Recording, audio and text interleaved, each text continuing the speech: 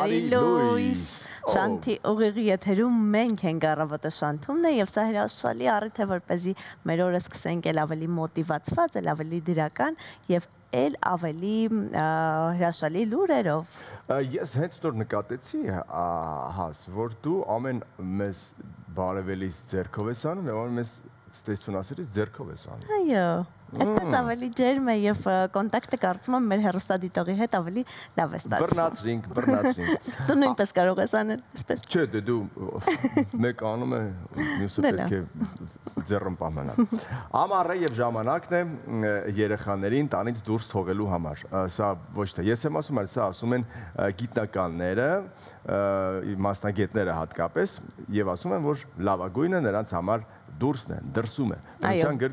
Բնության գրկում շատ ժամանակ անցկացնել և անցկացնող երեխաները հոգեկան առումով ավելի առողջ են, այսպիսի եզրահանգման են եկել վաղ առավոտյան ամերիկացի գիտնականները, որոնք խորհուրդ են տալիս ծնողներին հատկապես ամռանը երեխաներին ավելի քիչ պահել տանը։ Բացի դրանից հետազոտությունը ցույց է տվել, որ բնական միջավայրում թեթև զբաղմունքները օրինակ քայլելը նույնքան օգտակար է, որքան այդ տարածքներում աշխուժ գործունեություն է, օրինակ վազքը։ Ընդ որում երեխայի առողջության վրա դրական կարող է ազդել անգամ 1 ժամ բնության գրկում մնալը։ Մտածեք, թե ինչպես կարող եք կազմակերպել ձեր երեխաների առօրյան, իսկ մենք անցնենք առաջ։ Այո, գնանք առաջ, որովհետև քիչ հետո երաժշտություն ենք լսելու, բայց պետք է հասկանալ, օրինակ երևանաբնակ երեխաները, այդ ինչ բնության գիրք պիտի հայտնվեն։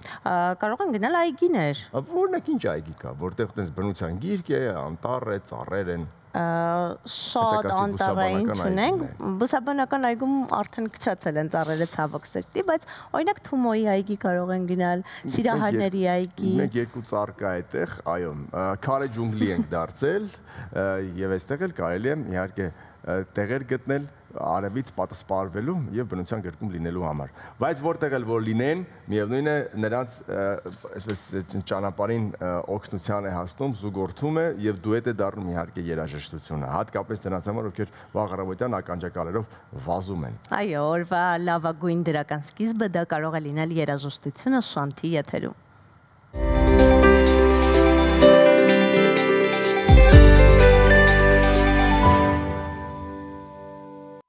Այո, խոսեցինք բնությունից, ծառերի տակ զբոսնելուց, շատ համընկնող տեսահոլովակն էլ չուշացավ։ Նաև խոսեցինք ականջակալերով երաժշտություն լսելուց և այդպես էլ սկսվեց տեսահոլովակը։ Իսկ հիմա անցնենք առաջ և խոսենք եղանակի մասին։ Հունիսի 25-ին հանրապետությունում սպասվում է առանց տեղումների եղանակ։ Օդի ջերմաստիճանը աստիճանական կբարձրանա։ Երևանում սպասվում է ևս առանց տեղումների եղանակ և ցերեկը կլինի 29-ից 31 աստիճան տաքություն։ Տաքանում է նաև աշխարհը ավելի տաք է դառնում, իսկ մարդիկ ամեն տարի ավելի ու ավելի են ենթարկվում վտանգավոր բարձր ջերմաստիճանի։ Հրապարակված վերջին բացահայտումները ցույց են տալիս, որ առանց քաղաքականության փոփոխությունների աշխարհը այնքան կջերմանա, որ մինչև դարավերջ ավելի քան 2 միլիարդ մարդ կապրի վտանգավոր շոգ կլիմայական պայմաններում։ Հետազոտությունը ցույց է տվել, որ մինչև 2100 թվականը աշխարհի 9.5 միլիարդանոց կանխատեսվող բնակչության 2 միլիարդը կապրի 84.2 աստիճան Ֆարենհեյթի բարձր միջին ջերմաստիճան ունեցող տարածքներում։ Ու ինչպես նշվում է, առավել տուժած տարածքները կլինեն հասարակածի շրջակայքի երկրները՝ Հնդկաստանը, Նիգերիան, Ինդոնեզիան, Ֆիլիպինները և Պակիստանը։ Իսկ կլիմայի փոփոխությունը գոյաբանական ռիսկ է պարունակում երեխաների համար, ասել է Մեծ Բրիտանիայի գլխավոր մանկաբույժը։ Նա նշել է, որ ծայրահեղ եղանակային պայմանները, օդի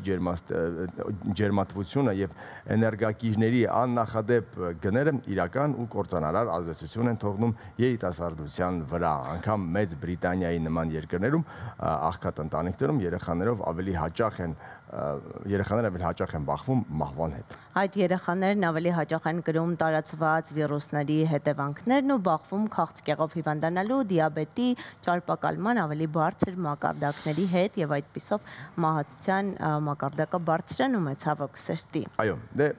այսպես շատ նուրբ եկանք և հասանք առողջ ապրելակերպին, առողջ ապրելակերպի հերթն է հիմա, բջջանյութը մարմնի գործունեության մեջ խաղում է ամենակարևոր կարևոր դերերից մեկը։ Ու մանրաթելերով հարուստ ծնունդն ամբողջությամբ չի մարսվում, իսկ մնացած դիետիկ մանրաթելը, ինչպես խոզանակը, մաքրում է աղիներից բոլոր տոքսինները։ Հետևաբար մանրաթելի աղբյուրներից միշտ պետք է լինեն սննդակարգում։ Այսօրվա մեր խորհուրդը մանրաթելերով հարուստ մթերքների կիրառումն է, իսկ թե որ մթերքների մեջ կան մանրաթելեր, բնականաբար հենց հիմա պիտի դիտենք իրար հետ տեսանյութով։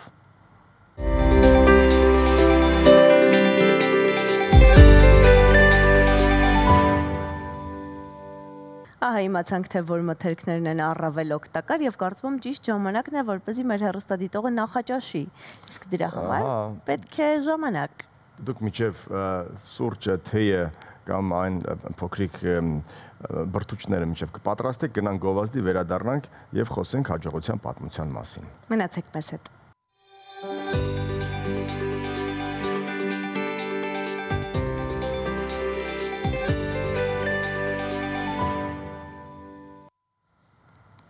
Վերադարձանք գովազդից եւ մեր տաղավարում է մարդ, ով չնայած իր տարիքին շարունակում է մարզվել, մեդալներ ունենալ, ռեկորդներ սահմանել։ Վահրամ Խուդոյանն է մեր տաղավարում, ով ծանրամարտի վետերանների աշխարհի եւ Եվրոպայի բազմակի չեմպիոն է ու ռեկորդակիր։ Բարև ձեզ, պարոն Խուդոյան, բարև ձեզ Վահրամ ջան, նույնիսկ այսպես։ Մենք գիտենք, որ հոբելյանական տարիքի եք մոտեցել, բայց չենք բարձրաձայնի, որովհետև մարդիկ չեն հավատա, երբ որ ասենք, թե դուք քանի տարեկան պիտի դառնաք։ Եվ բնականաբար այստեղ հարցը ոչ թե տարիքի մեջ է, այլ հարցը կենսակերպի եւ երիտասարդ հոգի ունենալու մեջ է։ Եվ այս երկու թեմաները, որ բերում կապում ենք, այստեղ վետերաններ բառը մի տեսական հասկանալի է դառնում։ Ինչ ասել է վետերան այս ամեն ինչի մեջ։ Շատ հետաքրքիր հարց եք տալի, դեպ վետերանը դա ռուսական տերմինոլոգիայից է, կամ չգիտեմ, գոյություն ունի մի այլ բնագավառ, բայց ինչ վերաբերվում է սպորտին, սպորտի բնագավառին, կիրառվում է masters բառը։ Masters բառը դա մի քիչ որ փակագծերը բացենք, նշանակում է մարդ, որը որ երիտասարդ տարիներին եղել է սպորտսմեն, պրոֆեսիոնալ սպորտսմեն, թարգել է այդ սպորտը, բայց հասել է վարպետի մակարդակի բարձունքների եւ նույնիսկ մեր ֆեդերացիան, գործող ֆեդերացիան, ցավոք մի քիչ пассив գործող, կոչվում է Հայաստանի ծանրամարտի վարպետների ֆեդերացիա, ոչ թե վետերանների, այլ վարպետների։ Դա նշանակում է մարդը 30-35 տարեկանից արդեն իր տարիքային սանդուղքը փոխում է, շեմը փոխում է եւ զբաղվելով իր սիրած, նախասիրած սպորտաձևով մարզվում է, մասնակցում է բազմաթիվ մրցումներին եւ աշխարհով մեկ մի շարք մրցաշարեր կան, այդ թվում Եվրոպա, աշխարհ, իսկ վետերանները քանակական առումով, եթե վերցնենք օրինակ որևէ մի մրցաշար, Եվրոպայի առաջնություն, որտեղ մասնակցում են 1000 մարդ, օրինակ, դա ստույգ տվյալ է, վետերան, որ մեր տպավորության մեջ է, մեր պատկերացման մեջ է, կազմում են ընդամենը մի քանի տասնյակ հոգի, մնացածը 30-ից 35 տարեկանից մինչև 50 տարեկան առիթ տղամարդն, ինչ վետերանի մասին է խոսքը։ Տարիքային խմբավորումներ կան, երբ դուք մասնակցում եք չեմպիոնատներին։ Այո, քանի որ պրոֆեսիոնալները մի փոքրիկ ինչ-որ մի սեկտոր է, մի քանակական առումով, իսկ մարդկանց քանակը, տղամարդկանց քանակը 35-ից ավել բավականին շատ է, հետևաբար իրանք սանդուղքավորված են, 35 տարեկանից սկսվում է վարպետների ուրեմն դասակարգումը, տեսակը եւ 5-5 տարին 35-ից 40, 45-ից 40-45 եւ 5-5 տարին եւ այդպես 10 տարիքային խումբ է ձևավորվում, որտեղ մարդիկ մրցում են եւ իդեպ այդ ձևավորումը ոչ միայն ծանրամարտին է վերաբերվում, այլ վարպետների ցանկացած սպորտաձևերին մի փոքրիկ կարող է տարբերություն լինի, բայց հիմնականում այդ M40, M45 կամ Women 40, 50 եւ այլն։ Հիմա կարծես թե ձեզ համար ծանրամարտը որպես հոբի է, որն ունի նաև առաջնություններ եւ դուք մասնակցում եք այդ առաջնություններին, որի մասին եւ ձեր մեդալների մասին մենք դեռ կհասցնենք խոսել, բայց ինչպես եք սկսել զբաղվել ծանրամարտով, երիտասարդ տարիներին ինչ հաջողություններ եք ունեցել։ Մոտ 15 տարեկանից դահլիճ եմ մտել եւ օժտված եմ եղել ֆիզիկական ուժով։ Այսօր էլ դեռ Ավիոնը մեջն է, այո։ Հա, մարզիչս Աշոտ Վիլասյանն է եղել, շատ հանրաճանաչ մարդ, որը որ բազմաթիվ սպորտի վարպետներ է դաստիարակել, այդ թվում օլիմպիական չեմպիոն Օքսեն Միրզոյանին,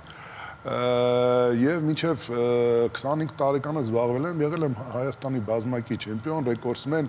միութենական մրցումների, միջազգային մրցումների մասնակից եւ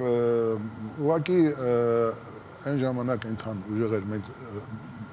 միութենական թիմի մեջ էինք մտնում Սովետսկի Սոյուզ եւ այնտեղ ինչ որ տեղ զբաղեցնել հավաքականում շատ դժվար էր եւ ինչ արեցի բավարարվեցի այդ արդյունքներով եւ արդեն 35-ից հետո թե 45-ից հետո դուք հիմա պետք է ասեք, ավելի հետո եղավ։ Չէ, ավելի ուշ, որտեղ մինչև այդ առօրյա կյանքով աշխատանք, երեխա, բայց չէի մոռանում ես իդեպ մի պահ եղավ, մենք մի պահ չէ, իմ աշխատանքի տեսակներից մեկ եղել է ֆիթնես ակումբ ձևավորել, կազմակերպել, աշխատացնել, եղել եմ դրա տնօրենը, սեփականատերը եւ բավականին ակտիվ եմ եղել սպորտային առումով, բայց մի պահ մի օր եկավ, մոտավորապես 10 տարի առաջ, մի քիչ, երբ որ հետաքրքրվեցի հենց սպորտի առումով,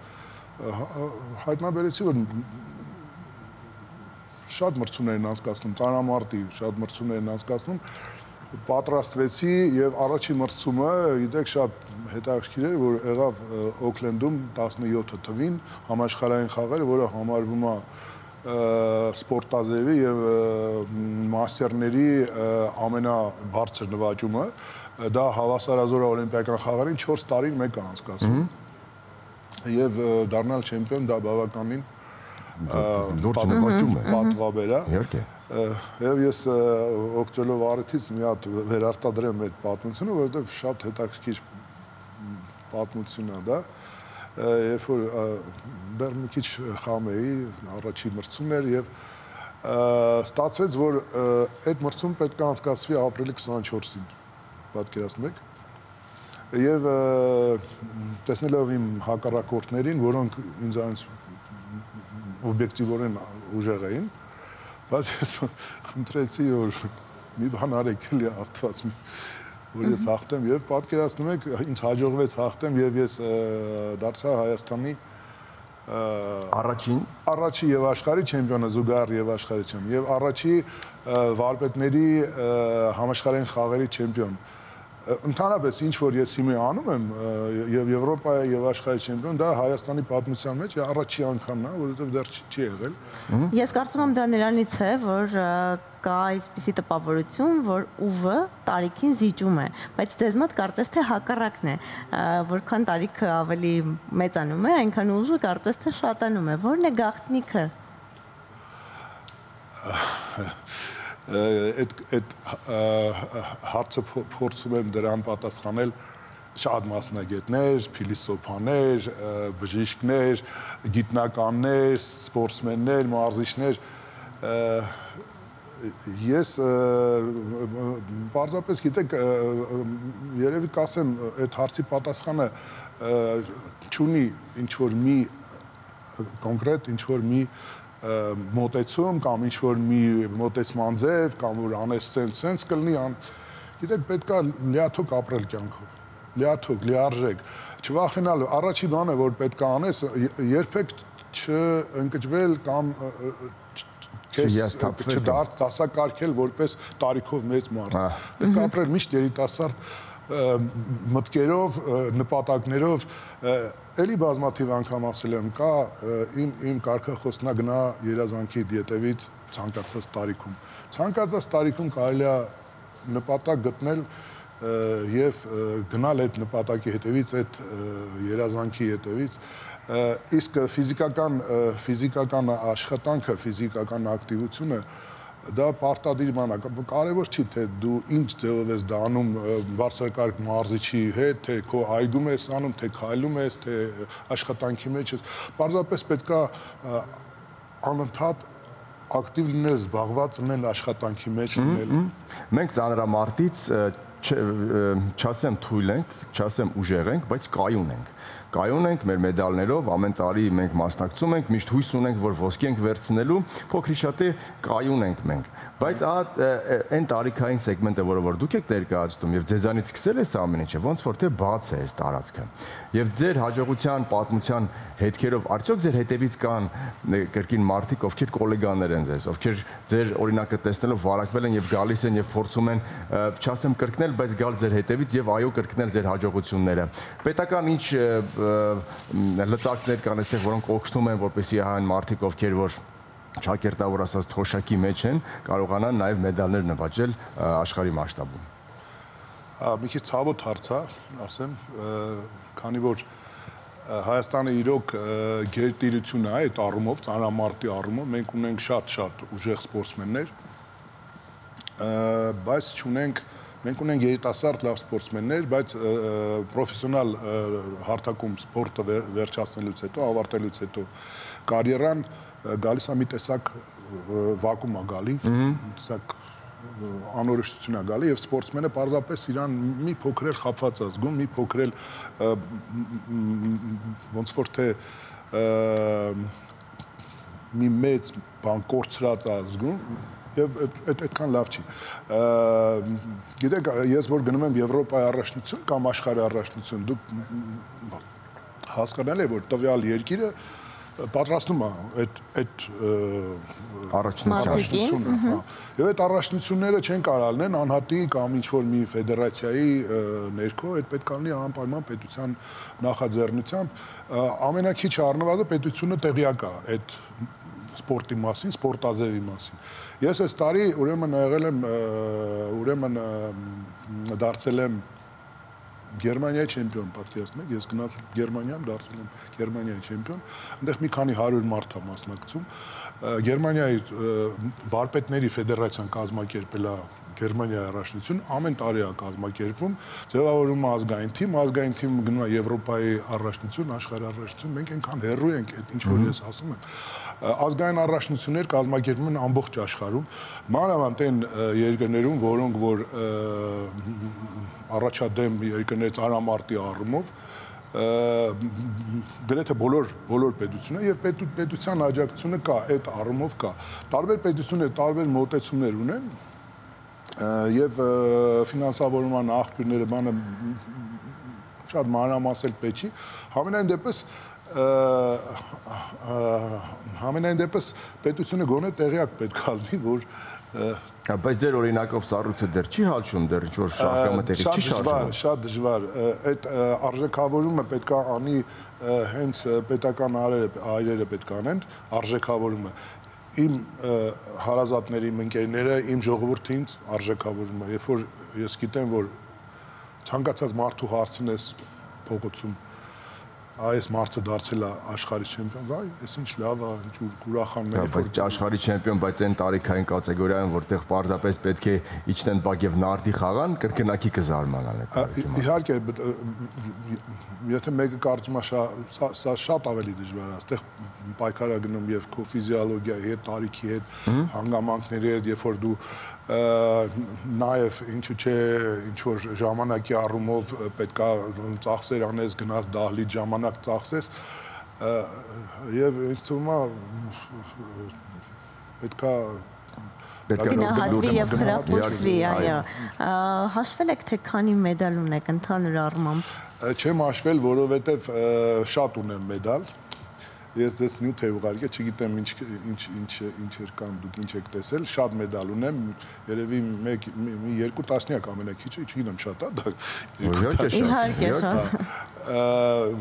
կարելի ասել ես մի 5-6 կամ 7 անգամ աշխարհի եւ Եվրոպայի չեմպիոն եմ դարձել, մի քանի մրցաշարեր եմ հաղթել,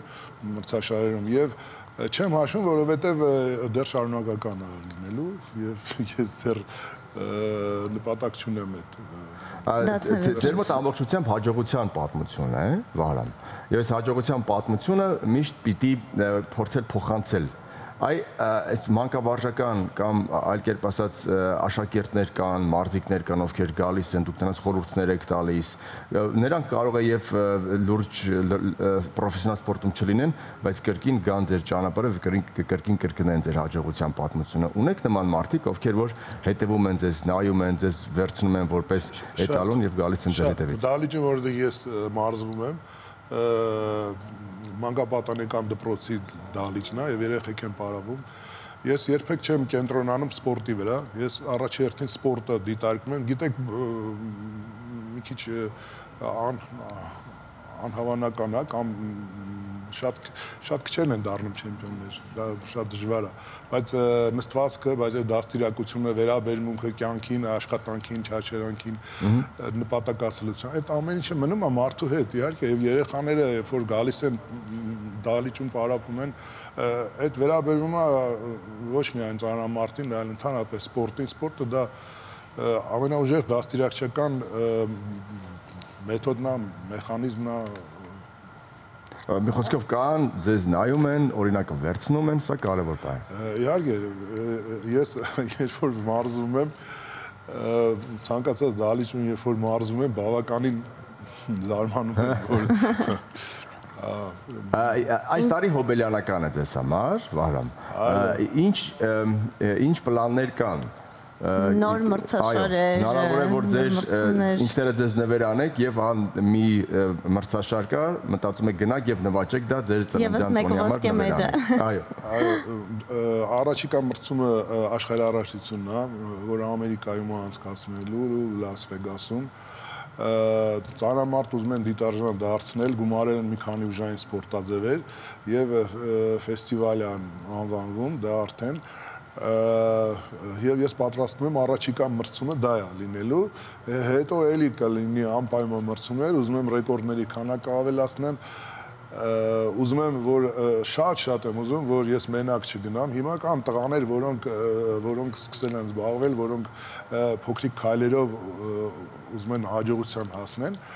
ես իրանց էլ ցանկանում եմ, որ շատ մի քիչ ավելի արագ աճեն, որ Հայաստան եք ներկայացնում, գիտեք եղել են, մի քանի հոգի եղել են, բայց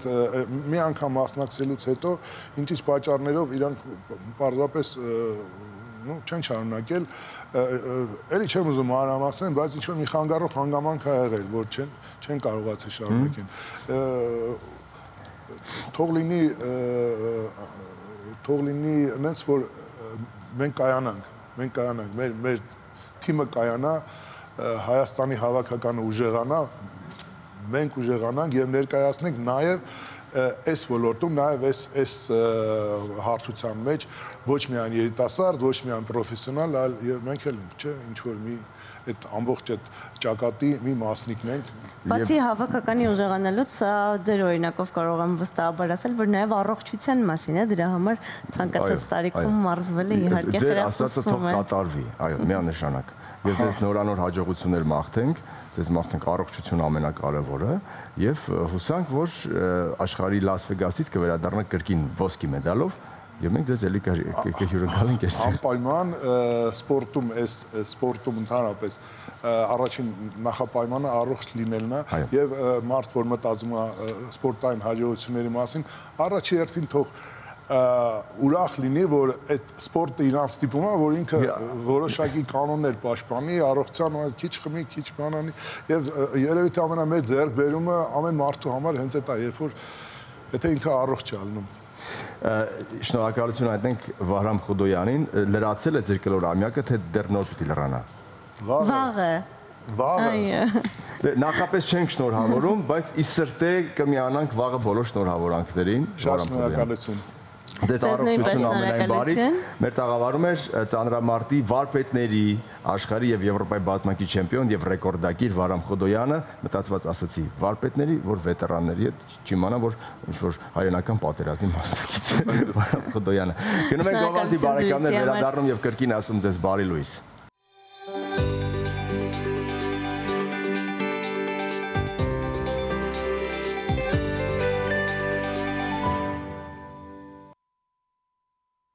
Վերադարձանք, ձեզ կրկին ասենք բարելույս,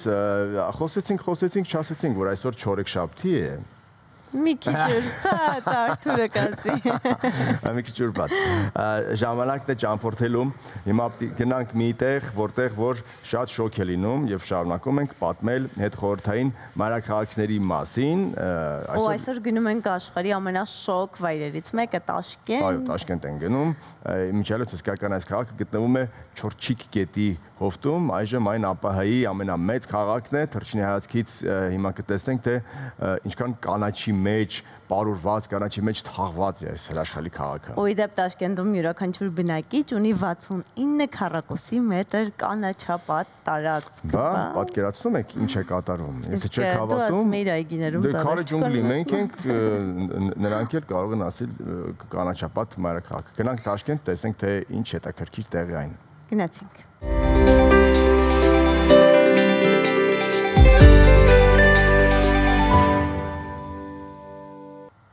Մի քաղաքում, որտեղ 12 մայրաքաղաքային եւ խաղացանկային թատրոն կա, այդ դա արդեն հետաքրքիր է, որտեղ մեկը մեկից երևի թե լավ ներկայացումներ պիտի լինեն, եթե 12-ն էլ մինչև այսօր աշխատում են։ Եվ մրցակցությունը մեծ է, հետեւաբար որակն էլ գնալով լավանում է։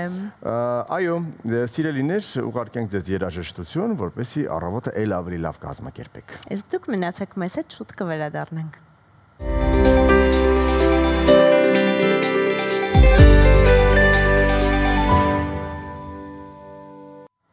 Այսպեսի հրաշալի առավոտվա համար, հրաշալի երաժշտություն ձեզ, իսկ մենք գնանք գովազդի, վերադառնանք եւ կրկին խոսենք երգի երաժշտության մասին, մարդու ձայնի մասին, որը ստերեոտիպին ամենակարևորն է մնացել այս աշխարհում։ Այնպես որ դուք մնացեք մեզ հետ, դիտենք գովազդ եւ վերադառնանք։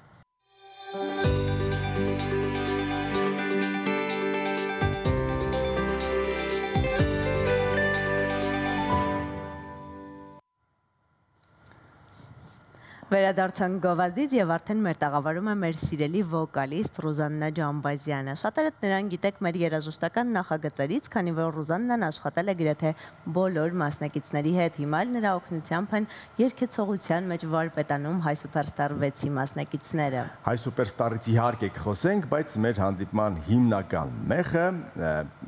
մի հետաքրքիր վոկալ ստուդիայի, որը 15 տարեկան է, որը Ծիածան անունով է։ Իսկ 15 տարին արդեն մեծ թիվ է, մեծ ճանապարհ է։ Տիկին Ջամբազյան, բարև ձեզ, բարի լույս։ Բարև ձեզ, բարի լույս, շատ ուրախ եմ։ Տարին հոբելյանական է, շնորհավորում ենք ձեզ։ Շնորհակալ եմ, շատ շնորհակալ եմ հրավերի համար։ Այո, 15 տարին շատ պատասխանատու է, շատ դժվար ճանապարհ ենք անցել, շատ հետաքրքիր ճանապարհ ենք անցել եւ արդեն 5-րդ սերունդն է եւ հիմա արդեն այս 15 տարվա հետ կապված մասնակցություն են ունենալու իմ առաջի սերնդի երեխաների, սաների երեխաները։ Այսպես հետաքրքիր, այո, շատ պատրաստվում ենք, շատ պատասխանատու, թե ես, թե իմ սաները, սա իրականում շատ սպասված էր այս համերգը, որովհետև 2010 թվականից, երբ ստեղծեցի ես իմ դպրոցը, գրեթե ամեն տարի մենք ունենում էինք մենահամերգ, ամեն ուսումնական տարվա վերջ, եւ վերջի համերգը եղավ 2019 թվականին եւ մենք պատրաստվում էինք արդեն 2020-ին, որ նշենք մեր 10-ամյակը եւ ցավոք չկարողացանք այդ տարիները, մենք գիտենք ինչ բարդ էր աշխարհի համար, մեզ համար եւ այսպես 5 տարին ճիշտ է այդ ընթացքում ունեցել ենք շատ շրջագայություններ, նկարահանումներ, բայց այդպիսին որպես մենահամերգ մեծ սիրուն մենք սպասել ենք այսօրվան եւ հուլիսի 3-ին իմ շատ սիրելի Հրաչ Աղաբալյանի դրամատիկական թատրոնում տեղի ունենալու մեր 15-ամյակը։ Ինչ ծրագիր է մեզ սպասվում այդտեղ, իմացանք, որ երեխաները լինել են։ Մինչ այդ սերնդափոխության մեջ երեխաները համարվում են թորնիկներ, այո։ Տատիկ համարվում եք այստեղ իմացիք Ջամբազյան։ Միանշանակ, անկեղծ ասած ես ինքս էլ թորնիկ ունեմ, այնպես որ ես արդեն մի փոքր բարդ էր այդ բարիերը անցնել, բայց հիմա նոր արդեն համակերպվում եմ դրա հետ։ Սաներս պատրաստեցին ինձ դրան։ Իմ սեփական թորնիկ ունենալու եւ ընկալելու, որ ինքը իմ թորնիկն է։ Այո, երգերը շատ հետաքրքիր են, լինելու է համերգը երկու մասից է բաղկացած, փոքրիկներն են լինելու, որի թեմատիկան լինելու է հեքիաթներ, երազանքներ, որովհետև ինձ համար շատ կարևոր է, որպեսզի երեխաները երգեն մանկական երգեր եւ ճիշտ ձևավորվի իրենց հոգեբանությունը, ճաշակը։ Ես չեմ ընդունում, որ երեխաները երգում են այսպես մեծական երգեր եւ ինձ մոտ դա շատ տարիքային, այո, բաժանված է։ Իսկ երկրորդ մասում շատ հետաքրքիր ծրագիր է եւ իդեպ ասեմ, որ ես շատ դժվար կարողացա երեխաներին մտցնել այդ ծրագրի մեջ, որովհետեւ դա մեր հայկական կոմպոզիտորական երգերն են նոր մշակմամբ։ Այսինքն մենք ունենք Բաբաջանյան, Հեքիմյան, Էդգար Գյանջումյան, Ամիր Խանյան, Սատյան, այդ երգերը նոր մշակմամբ, շատ սիրուն պաստանովկաներով եւ այլն, եւ ես հիշում եմ, երբ ես ասեցի սաներիս, եկեք այդպիսի մի բան անենք, վայ կլինի մենք անգլերեն երգենք, կլինի մենք ասեցի ոչ, հիմա փորձենք եւ մենք այդպես կես տարի մենք ծանոթանում էինք այդ երգերի հետ, սկզբում իրենք շատ սենց ծանր էին տանում, չէին ընկալում ոչ մի ձև, բայց հիմա շատ սիրով անում են եւ ես կարծում եմ, որ դա շատ կարեւոր քայլ է, շատ կարեւոր, որովհետեւ միջև անգլիա լեզու երգեր երգելը դու պարտավոր ես ունենալ, իմանալ քո հայկական երաժշտությունը, որովհետեւ անգլիա լեզու երգերը իրենցից լավ միևնույնն է չես երգի։ Այս 15 տարիների ընթացքում ինչպես է փոխվել ձեր մոտեցումը, սերունդները փոխվում են, տեսակները փոխվում են, ժամանակներն են փոխվում, տեխնոլոգիաներն են մեր կյանք գալիս, այո։ Դասավանդման մեթոդները ինչպես է փոխվել, ձևերը ինչպես է փոխվել։ Գիտեք, իրականում շատ բան է փոխվել, սերունդը իրոք փոխվել է։ Դե տեխնոլոգիաները ես գնում եմ համահունչ, անընդհատ փորձում եմ իրենց հետ քայլել, այսպես ասած լինել իրենց на одной волне, հա, ոնց ռուսերենում են ասում։ Սերունդը շատ համարձակ է դարձել, ես դա միշտ ասում եմ, իրենք շատ իրենց խոսքի, իրենք պարտադիր ուզում են, որ դա իրենց ուզածը լինի ամեն ինչ։ Դա իհարկե շատ այսպես զգուշորեն պիտի այնպես անես, որ համ չնեղացնես, չկոտրես, բայց եթե իրենք շեղվում են, դու իրենց դնես ճիշտ ճանապարհի վրա։ Դա իհարկե մի փոքր բարդ է, բայց ես կարծում եմ, որ ստացվում է եւ իրենք ընկալում են, ընդունում են, որովհետեւ սիրում են։ Այդ դա շատ կարեւոր է, որտեղ կա սեր, ես դա մեր համերգինն էլ հիմնական շեշտը դրված է, այնտեղ կա հասկացողություն, այնտեղ կա ճիշտ ընկալում։ Համերգի ընթացքում երաժիշտներ լինելու են, բենդով, թե չէ, մինուսներով է լինելու, այո, մինուսավոր ֆանագրամայով է լինելու։ Սկզբների սկիզբը, 15 տարի առաջ ինչպիսին էր իրավիճակը երգեցողության ոլորտում, որ նաև ծիածանը ծնվեց, եւ ինչպիսին է հիմա, արդյոք մինչև այսօր որևէ բան կարողացել է փոխել գոնե մի կես տոկոսով ծիածանը։ Ես կարծում եմ, որ այո, որովհետև իմ սաները, ես վստահ կարող եմ ասել, որ իրենք, եթե ոչ բոլորը ընտրել են այս ճանապարհը, ապա նրանք հիմա դարձել են գրագետ հանդիսատես, որովհետև դա շատ կարևոր է ճանաչել հայկականը ոչ հայկականից, որը հիմա սա շատ լուրջ եւ մեծ խնդիր է,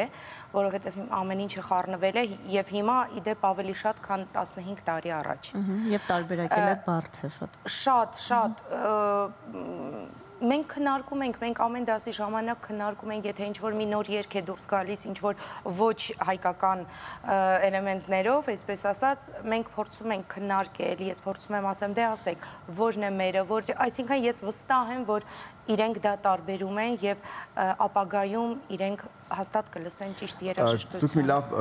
որակում նկատեցիք, որ նոր սերունդը համարձակ է։ Համարձակությունը տեղ-տեղ նաև շատ բաներ տալիս եւ անցնում է։ Խոսքը չկարենալ տիրապետել, ձայնին չկարողանալ երգել, չճանաչել, հայկականը չճանաչել ինքնությունը, բայց վստահություն կա եւ նա անում է, որովհետեւ ունի այո, ոչ ճիշտ, որովհետեւ ունի որոշակի լսարան եւ փորձում է ճակերտավոր կերակրել իր լսարանին այդ կոնտենտով։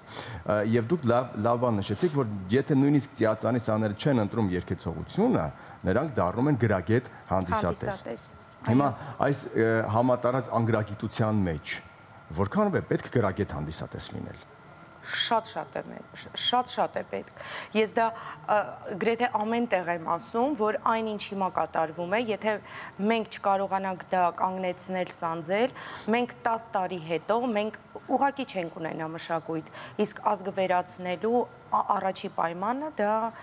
մշակույթն է եւ կրոնն է։ Դա սարսափելի բան է իրականում եւ յուրաքանչյուրս մեր հերթին պետք է դա անենք։ Դա ամենակարևոր գործն է։ Մենք հասկացանք, որ բացի վոկալի դասերից նաև այսպես առարակների ուսուցում է ձեզ մոտ։ Այո, եթե դուք մեր դասերին ներկա լինեք, մենք միշտ առաջի 10 րոպեն մենք դրա մասին խոսում ենք մարդկային որակների, ճիշտ խոսելու, դա էլ է շատ կարևոր, ոնց է պետք առհասարակ պահել առօրյայում, դա շատ կարևոր է, դա Շատերը նույնիսկ կարողանում են լավ երգել, բայց իրենց ներկայացնել կամ ինչ-որ միտեղ ներկայանալ չեն կարողանում։ Սրա մասին գիտեք ինչն է խնդիրը, ես միշտ ասել եմ, որ մենք հայերս չունենք ձայնային տվյալների խնդիր։ Մենք շատ լավ ձայնային տվյալներ ունենք, մենք լուրջ խնդիր ունենք ճաշակի։ Այսինքն այդ ճաշակն է պետք հիմա ձևավորել, այդ ճաշակն է պետք ճիշտ թելադրել, որպեսզի հետագայի սերունդները ունենան այդ ճաշակը։ Ես եթե թույլ կտաք մի բան էլ կավելացնեմ այդտեղ, մենք իրար լսել չգիտենք։ Այսինքն մենք լավ երգում ենք, բայց երբ որ հերթը հասնում է, որ մենք պիտի երգչախմբում երգենք, սկսում ենք անընդհատ դուրս գալ, չգիտեմ, մենք բոլորս լիդեր ենք, չէ՞, պես են ասում։ Ինչպես է կարողանում այս լիդերությունը չասեմ սանձել, բայց ճիշտ ռելսի վրա դնել, որովհետև վերջին մեր հանդիպման ժամանակ մեր տաղավարում երեխաները երգում են երգչախմբով։ Սա շատ կարևոր բան է, որ արտիստը երգի երգչախմբում, որպեսզի նա կարողանա լսել իր կողքինին, ոչ թե դուրս գալ այդ ամբողջ անսամբլից։ Մեզ մոտ երկու պարագանել կա, նրանք եւ սոլիստ են, երգչախմբի մեջ էլ, դե դա դու հասկանում, դու բացատրում ես, դա էլ մեթոդիկայի ինչ-որ մի մաս է, որը որ պիտի ասես, որ այո, պետք է լսել, պետք է հավաք լինել, պիտի ձայնը դուրս չպրծնի եւ այլն, դա մեթոդիկա է, որը արվում է։ Եվ կարևոր է, որ այդ ընթացքում անհատի թևերը չկոտրվեն որպես սոլիստ։ Չէ, դա չի կոտրվի, հավատացեք չի, որովհետև նա այլ մի բան է, սա այլ մի բան է եւ Ծիածյան վոկալ դպրոցում քանի տարեկանից կարող են ընդունվել, քանի տարեկանից չեն կարող ընդունվել, ովքեր կարող են ընդունվել, ովքեր չեն կարող ընդունվել։ Առհասարակ ընդունվում են բոլորը, ասեմ ինչու, 4 տարեկանից սկսված, որովհետև կան երեխաներ, որ գալիս են շատ լավ ձայնային տվյալներով ներկա տարիքում, այս տարիքում, եւ իրենք առանձնապես աճ չեն ունենում եւ գալիս է երեխա, որը ավելի քիչ ձայնային տվյալներ ունի եւ իր աշխատասիրության հաշվին, ինքը ավելի մեծ աճ է ունենում, այո։ Ընդունվում են բոլորը, ընթացքում արդեն նոր սկսվում է մաղվել, այո։ Պատմական 4-ից սկսած։ 4-ից 16 տարեկան, այո, 16 տարեկան, այո։ Դե մեծերի խումբ էլ կա իհարկե, մինչև 20 տարեկան, բայց հիմնականում Ծիածանը 4-ից 16 տարեկան։ Շատ ընտիր։ Համերգի ընթացքում ինչ անակնկալներ են սպասվում, թե սաներին եւ թե հանդիսատեսին ովքեր գալու են։ Անակնկալները շատ են, անակնկալները հենց շատ են երգերի տեսքով, որովհետև այնպիսի գեղեցիկ երգեր ենք մենք մշակել շատ սիրուն տարբերակով, որ ես կարծում եմ մոռացված այդ երգերը, որը ես շատ կուզեի, որ այսօր հնչելու են մեր համերգի ընթացքում։ Համերգը միայն երգերից է բաղկացած, թե խոսք կա, թե որովհետեւ դրամատուրգիայի մեջ եք դրել։ Այո, խոսք ներկայացման նման է դա լինելու եւ պարեր են լինելու, այսինքն պատանցովկաներ, հա, այո, բեմադրություններ են լինելու, շատ գեղեցիկ է լինելու։ Երբ է լինելու համերգը, ոնց կարող են գալ դրամատիկական թատրոն։ Ամսի 3-ին, հուլիսի 3-ին, ժամը փոքրիկները ժամը 5-ին, մեծերը 7:30։ Մեծ սիրով սպասում ենք, եկեք եւ կարծում եմ շատ գեղեցիկ համերգ է լինելու։ Միանշանակ, քանի որ հիմա պիտի շատ նուրբ անցում կատարենք նաև հայ սուպերստարին, որովհետև ամենաինտրիգան եւ դրամատիկ գալահամերգների փուլն է, որտեղ որ կրկին ձեր դերակատարությունը կրկին շատ կարևոր պիտի լինի։ Դե տպավորությունները մաղման փուլից սկսենք հասնենք մինչև գալահամերգներ։ Այս տարի այնքան շատ էին մասնակիցները, մոտ 600 երևի մասնակից կար եւ շատ դժվար էր ընտրությունը, որովհետեւ շատ լավ երեխաներ կային, բայց գիտեք, ես ուզում եմ ասել, որ ընտրվում են երեխաները ոչ թե միայն ձայնով, որովհետեւ հանդիսատեսը երբ որ նայում է, ասում է, այ շատ լավ ձայն ուներ, ինչի ինքը չանցավ, որը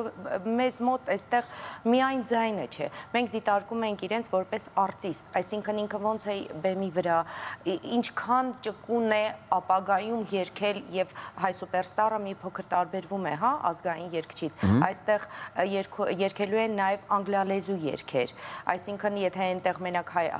հայկական երգեր էր, այստեղ եւ հայկական է եւ անգլերեն, դրա համար մենք պետք է ընտրեինք այնպիսի երեխաներ, որոնք ճկուն լինեին եւ այդ երկու խարիզմա կոչված որ գոնե մի քիչ կարողանան բեմի վրա գալ, արտիստ։ Վերջերս մի շատ հայտնի ձայնային ռեժիսորի էի լսում ոդքասթի ժամանակ, նա մի այսպեսի միտք ասեց, ուզում եմ ձեզ հետ կիսվել եւ ձեզանից կարծիք ունենալ։ Ասում է, որ հիմիկվա երգիչները, աստղերը, հիմիկվա արտիստները բոլորը, համատարած բոլորը հնչում են լավ եւ միանման։ Լավ եւ միանման, այսինքն բոլորը լավն են, բայց միանման։ Սա վատ որակում է կա։ Սա վատ որակում է, թե արդեն մենք այնքան լավ ենք ամեն ինչը հաղթահարել, տեխնոլոգիաները կիրառել, որ բոլորը միանման են ու լավ։ Դա իրականում լավ չէ, որովհետև մենք կորցնում ենք ինքնատիպությունը, ինդիվիդուալիզմը, հա, դրա համար մենք հենց շանթում աշխատում ենք դրա վրա, որպեսզի բոլորը լինեն տարբեր։ Եվ ես ուզում եմ ասել, որ շատ խիստ չդատեմ, որովհետև իրենք դեռ նոր են, նոր այսպես սովորում են նոր տեխնոլոգիայի հետ, մոնիտորների, նոր իներների հետ, այո, որը որ իրականում շատ բարդ է, ժամանակը շատ քիչ է փորձերի, ընդամենը 4 օր, բայց ես հույսով եմ, որ ընթացքում այդ պրակտիկան ձեռք կբերվի եւ որակը ամեն համեր կլավանա։ Դուք որպես վոկալի coach, վոկալի ուսուցիչ, վոկալի մասին ամեն ինչ իմացող շատ պրովոկացիոն հարց եմ տալու, կարող եք չպատասխանել։ Այսպես սրտի ամենախորքում կամ մտքի մեջ դուք արդեն գիտեիք կամ գիտեք ով է հաղթելու, որպես վոկալիստ եւ խարիզմատիկ, այսպես էլի։ Հա, բարդ հարց է իհարկե։ Ես միգուցե ունեմ իմ ֆավորիտը իմ մեջ, միգուցե ունեմ, եւ ես իմ մեջ կասեմ, որ ճիշտ կլինի, եթե ինքը հաղթի, ճիշտ կլինի, բայց մեկ գիտեք ոչ միշտ է համընկնում ցանկությունը եւ իրականությունը, նայած հանդիսատեսը, այստեղ արդեն հանդիսատեսն է որոշում եւ հանդիսատեսը պիտի եւ քվեարկեն, ամենակարևորը քվեարկեն, որովհետեւ ինձ շատ հարցնում են, ասում են, այ ինչի է մասնակիցը դուրս եկավ, ասում եմ ինքը լավն էր, ասում եմ, իսկ դուք քվեարկել եք, չէ, չեմ քվեարկել, բա ինչու չեք քվեարկել, քվեարկեք, որ ձեր սիրած մասնակիցը մնա։ Ես այս հարցը տվել եմ նաև պրոդյուսերներին հայ սուպերստարի, բայց կուզեմ ձեզնից էլ լսել պատասխան, որպես վոկալիստ մասնագետ, ինչով է տարբերվում հայ սուպերստար 6-ը եւ ինչով է տարբերվում այս սերունդը նախորդներից։ տարբերվում են, գիտեք, այն սերունդը մի փոքր ավելի շատ էր պատասխանատվությամբ լցված նախորդ սերունդը։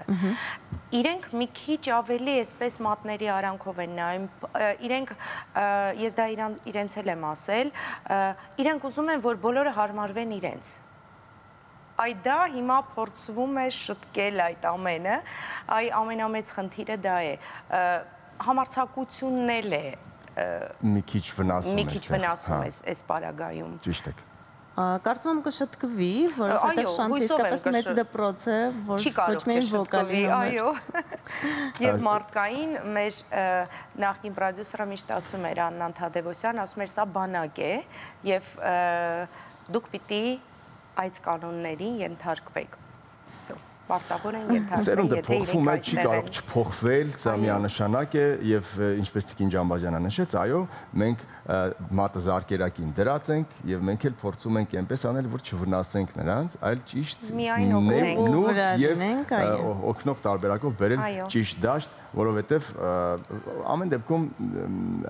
տարիների փորձը իրենցն ասում են։ Միանշանակ։ 15 տարեկան է դառնում Ձիածան վոկալ ստուդիան, ձեզ կրկին շնորհավորում ենք։ Մաղթենք հրաշալի ելույթ, այդպես է լինելու է, դա անկասկած պիտի լինի այդ հարցում։ Շնորհակալ եմ շատ եւ մեծ սիրով հրավիրում եմ ձեզ։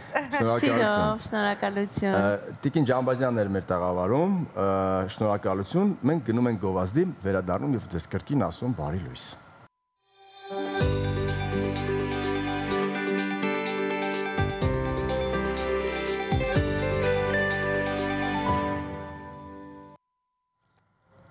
Վերադարձանք բարեկամներ եւ աշխարհի հրաշալիքների հետքերով հիմա պետք է գնանք եւ գնում ենք El Escorial քաղաք, որտեղ ձեռակերտ եւս մի հրաշալի օրինակ կա աշխարհում։ Պատմամշակութային համալիր կա, որի մեջ մտնում են վանք, պալատ, բազիլիկի եկեղեցի, պանթեոն, թանգարան եւ գրադարան։ Այն գտնվում է San Lorenzo de El Escorial քաղաքում, Մադրիդից ոչ շատ հեռու, մոտ 45 կիլոմետր դեպի հյուսիս-արևմուտք։ Գնացինք առանց վիզաների եւ առանց հերթերի բացահայտելու այս հրաշալիքներից մեկը աշխարհի։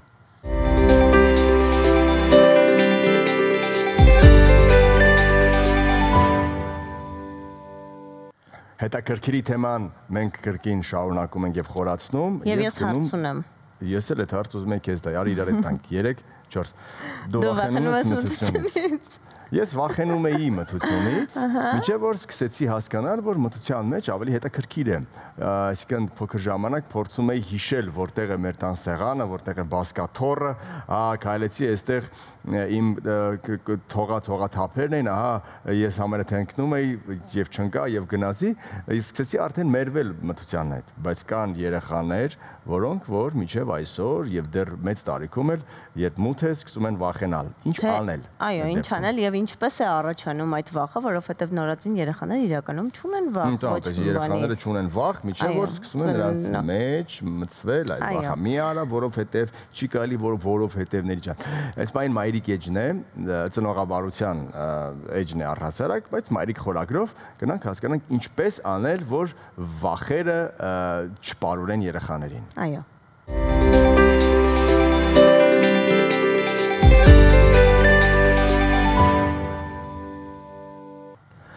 Կան մեծահասակներ, ովքեր չեն վախենում մթությունից, բայց վախենում են օրինակ բարձրությունից։ Ու հատկապես երբ անցնում են կամրջի վրայով, որը ճոճվում է։ Ու մենք Հայաստանում ունենք մի այդպիսի հրաշալի կամուրջ, բայց իրականում վախենալու չի, կարող ես փորձել, եթե դա չես փորձել։ Ես մեկ հարկի տարբերության պատուհանից չեմ նայում, որ թե մնաց ճոճվող կամրջի վրայով անցնեմ։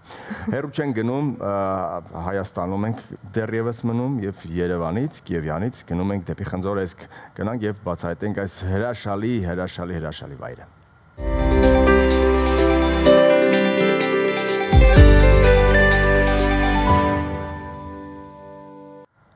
Դե իսկ հիմա գնում ենք գետնի տակ, բառիբոնի մաստով։ Այո, որպեսզի խուսափենք խցանումներից, որոնք այս օրերին եւս շատ են մեր քաղաքում, չնայած դասեր չկան, արձակուրդներ են, պետք է որ ավելի թեթևացած լիներ եւ սիրելի փոխադրամիջոց, դե որովհետեւ ամռանը հով է, ձմռանը տաք։ Գնանք մետրոն։ Գնացինք։